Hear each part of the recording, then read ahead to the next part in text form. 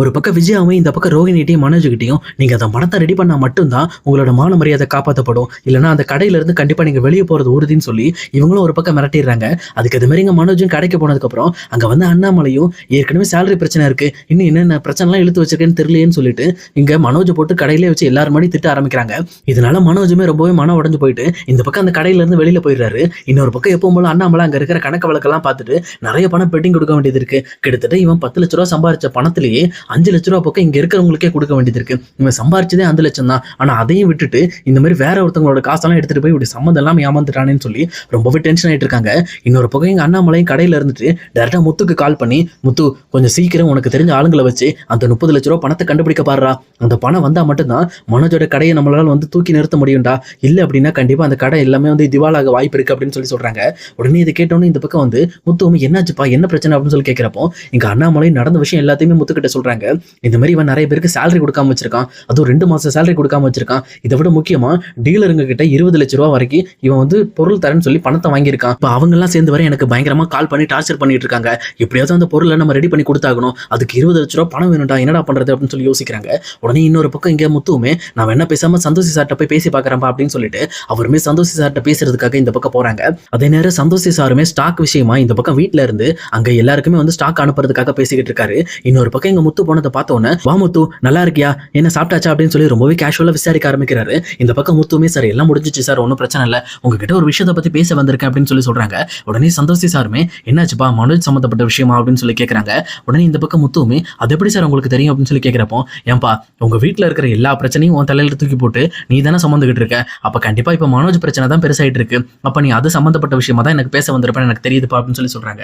அதே நேரத்துல சந்தோஷி சாருமே இங்க பாருப்பா தம்பி, மனோஜ் நிறைய சம்பந்தமே இல்லாம டீலருங்க கிட்ட 20 லட்ச ரூபா பணத்தை வாங்கி அவன் இப்படி சொந்த காசுல ஏமாந்துட்டு போயிட்டான். அது ஏமாந்ததோ செலவு பண்ணதோ அது அவனோட தனிப்பட்ட விருப்பம். ஆனா அவன் டீலருக்கு கொடுக்க வேண்டிய பணத்தை வாங்கி இப்படி பண்ணது ரொம்ப வந்து கஷ்டமான விஷயம். ஏன்னா டீலருங்க நிறைய பேர் வந்து எனக்கே டிமாண்ட் பண்ண ஆரம்பிச்சிட்டாங்க, எப்படியாவது பொருள் அனுப்பி வைங்க, நீங்க அன்னைக்கு மனோஜ்காக பேசுனீங்கல்ல எங்களுக்கு பொருள் வந்து சேரணும்னு சொல்லி நிறைய பேர் டிமாண்ட் பண்றாங்க. அதே நேரத்துல முக்கியமா இந்த வண்ணாரப்பேட்டையில ஒரு டீலர் இருக்கான், அவன் வந்து இந்த பக்கம் மனோஜ் மேல கேஸ் கொடுக்க போறேன்னு சொல்லியிருக்கான். எங்க பணம் 5 லட்ச ரூபாய் வாங்கி இந்த பக்கம் மனோஜ் ஏமாத்திட்டாரு அப்படின்ற மாதிரி அவன் அவருக்கு எதிராக கேஸே கொடுக்க போறேன்னு சொல்லிட்டு இருக்கான். இதனால எப்படி நான் சமாளிக்க போறேன்னு தெரியல, நீ என்ன சொல்ல போற முத்து சொல்லு அப்படின்னு சொல்லி கேட்கறாங்க.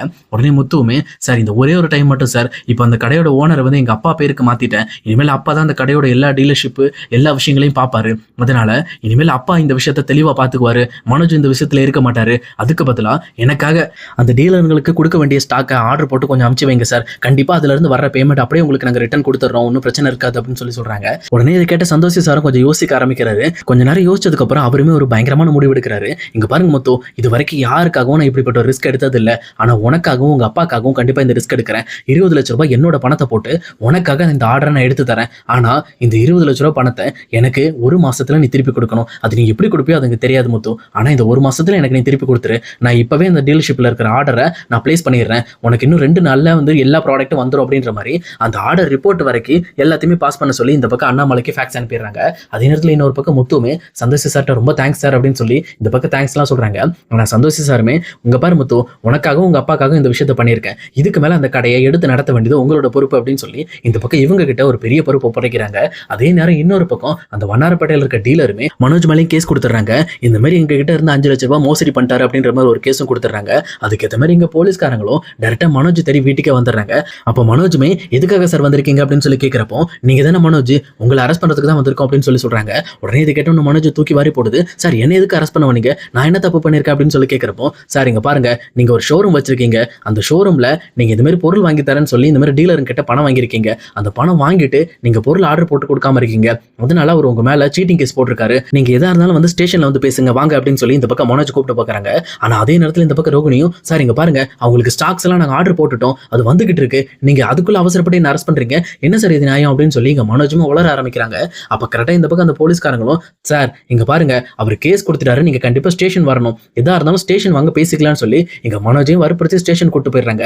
அதே நேரத்தில் இங்க முத்துவுமே வீட்டுக்கு வந்ததுக்கு அப்புறம் இங்க வீட்டுல அங்க நடந்த விஷயங்கள் எல்லாத்தையுமே இங்க விஜயாவும் முத்துக்கிட்ட சொல்றாங்க. இது கேட்டோன்னு இங்க இந்த முத்துவுமே சரி கவலைப்படாதீங்க நான் போயிட்டு வரேன் இருங்க அப்படின்னு சொல்லிட்டு இங்க முத்துவும் டேரக்டா ஸ்டேஷன் போறாரு. போனது மட்டும் இல்லாம அங்க இருக்கிற போலீஸ்காரங்க கிட்டயுமே மனோஜ் மேல எந்த ஒரு தப்பும் இல்லை அப்படிங்கறத நிரூபிக்கிற மாதிரி அந்த ஸ்டாக்ஸ் ஆர்டர் போட்ட ரிப்போர்ட்டையும் எடுத்துட்டு போயிட்டு இந்த பக்கம் முத்து காட்டி இங்க மனோஜுமே வெளியில கூட்டிட்டு வராரு. அதே நேரத்தில் இங்க மனோஜுமே ரொம்ப தேங்க்ஸ்ரா அப்படின்னு சொல்லி முத்துக்கு தேங்க்ஸ் சொல்றாரு. உடனே முத்துவுமே இதுக்கு இதுக்கு மேலேயாவது கொஞ்சம் சரியா இருக்க பாடுறா. இந்த பக்கம் மனோஜுக்கோ கொஞ்சம் அட்வைஸ் பண்றாங்க.